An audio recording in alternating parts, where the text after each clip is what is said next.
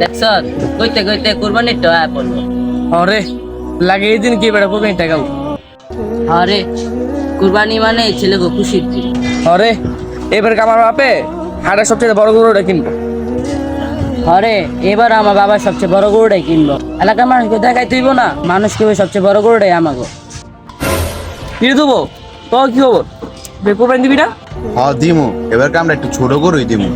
আমরা সবসময় ছোট গরুরাই দিই। তোর বাপে তো গরিব, তোর তো সবসময় ছোট গরুই দেশ।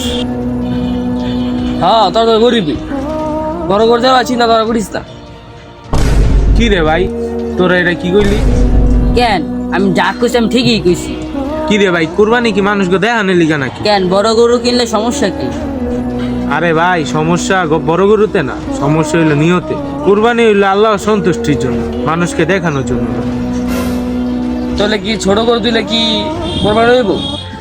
অবশ্যই সামর্থ্য অনুযায়ী হইলো কুরবানি। আর তাছাড়া আল্লাহ দেখেন নিয়ত আর তাকওয়া। আমি বুঝছি, মানুষকে দেখানোর জন্য কুরবানি দেয় না। না, বড় কথা হইলো কুরবানি কত বড় না, নিয়ত কত সুন্দর। আর লাস্ট কথা হইলো কুরবানি প্রতিযোগিতা না, এটা হচ্ছে ইবাদত, মানুষকে দেখানোর জন্য, আল্লাহর সন্তুষ্টির জন্য। হ্যাঁ বন্ধু বুঝছি রে।